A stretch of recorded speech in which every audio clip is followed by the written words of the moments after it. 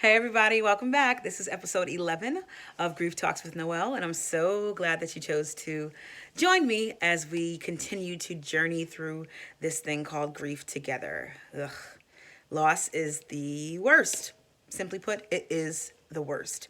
And it's the hardest thing that anyone will ever have to deal with in life. It's unpredictable, it's unfair, it's rude, it's disrespectful. It's the worst. But I'm so delighted that you're choosing to join me as I try to make sense of my nonsense world a little bit. And hopefully, you're trying to do the same thing. I know that this is not a popular topic to discuss, and this probably won't be one of the most beloved YouTube channels ever in the history of YouTube channels, but that doesn't really matter to me. All that matters is that I'm helping someone. When I first started this channel almost 3 months ago, that was my goal, to help someone as they go through this horrible thing. I wish I didn't have experience in this area, but unfortunately I do. And so that now that I do, my responsibility is to share what I've learned with those who will listen. So thank you for listening as we talk. All right. First of all, shout out to my cousin. My cousin Taylor got me this new fancy device thing that has like a ring light, and it holds my phone and all this stuff at the same time. So you might notice the lighting and the shot is a little different today because I'm trying out this new thing, and I like it so far. So let's get going. Tonight's episode is called Sympathy versus Empathy. Sympathy versus empathy. Oh, want to email me? Boom, here we go. grieftalkswithnoel@gmail.com. I'd love to hear from you, and just know you're out there and hear how you're doing, or if you have something you want me to talk about, or just want to say hi, whatever, email me. Tonight's episode 11, Sympathy versus Empathy. These are two words that we often hear during our grieving process, and people use them interchangeably as if they're the same word, but they're really, really not. They're two different words. Let's explore. So let's go to school a little bit. Let's talk about definitions of words, the actual denotative meaning of words. So sympathy, first up, sympathy is defined as feelings of pity or sorrow for someone else's misfortune. Feelings of pity or sorrow for someone else's misfortune. Empathy is defined as the ability to understand and share the feelings of someone else. So sympathy, feelings of sorrow. Empathy, the ability to understand the sorrow. So if I'm sympathizing with someone, I'm kind of at a distance, I'm a bit detached, I don't really know what's going on. I feel bad for them, but I've never really been through it. Empathy, I'm able to understand and relate and share the feelings because I am or have gone through the same exact thing that person is going through. It reminds me of like when kids are training for gymnastics, or even people that are training for the Olympics. Those coaches who are training those students, those pupils, and helping them do all these flips and stuff, they are undoubtedly, usually, former gymnasts themselves. Sometimes they're gold medal winners who have gone back to train, but they have experience in those fields, and because of that, they're able to predict what's going to happen. They see what's going to go wrong. They're able to instruct them. They're able to guide them through their process, through their training process towards their goal, because they know exactly what it is, because they've been through it themselves. So if I broke my leg and you haven't broken your leg before, you can't tell me what it feels like to break your leg. Even if you broke your arm and I broke my leg, it's not the same thing. I guess that's kind of sympathy. If you've broken your arm and I've broken my leg, or whatever, I broke my leg, you broke your arm, you don't know my exact pain. You might know what pain feels like, kind of, but you can't tell me what it feels like unless you've actually broken your leg as well. That is empathy. I have been through this. I know the pain directly, firsthand, of what you're going through. And so then I'm able to say, I know what you're going through. Be careful how you use those words. I know what you're going through, because you can't use them unless you really know.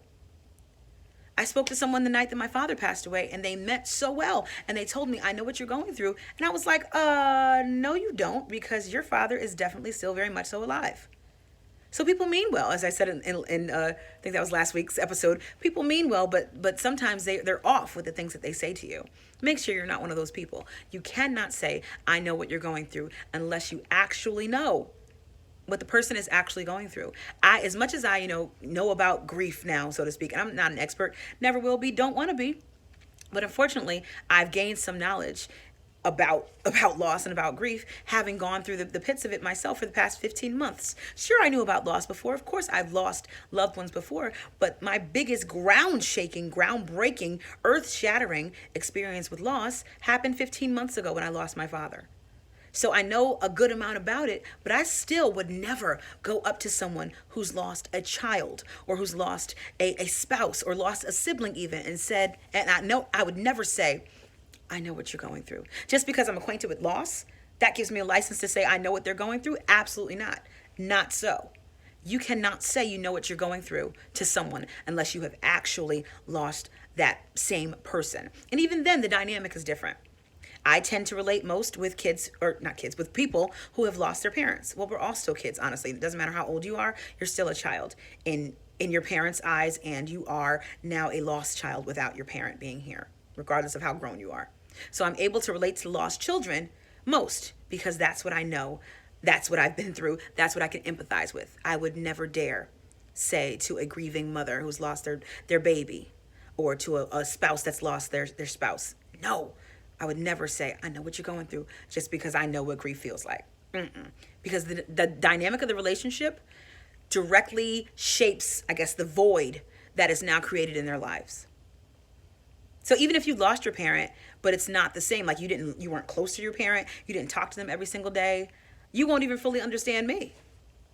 You'll only be able to sympathize unless you actually know exactly what I'm going through. People who sympathize want you to snap back quickly. People who can only sympathize want you to jump back into things and pick it up and be strong, and pull it together. Your loved one will want you to. Those are sympathizers because they don't know what it feels like. An empathizer is not going to push you to do anything before you're ready.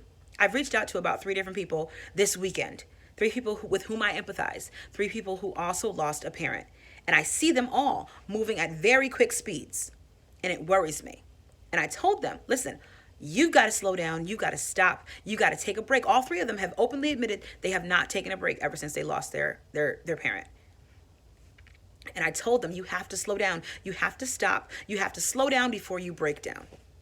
Because I can see that because I've been through this process, because I'm going through it, I can recognize the potential spiraling. I can empathize and I can try to warn them lovingly. I can't force them to, but because I empathize, I get it. I know that pain. I am them. I know the gravity of this thing. I'm able to advise them, just like the gymnastics coach has been through it. They know what it feels like to break a bone or whatever. There's a cute video going around now. It's probably viral of a little girl, a little black girl trying to do some.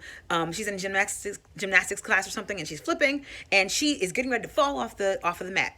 And her coach intuitively knew that she was going to fall. He watched her as she's running down the mat, and he knew, she's going too fast, or he knew her angle was off or something. But he knew to be right there, and he caught her before she fell and broke some kind of major bone.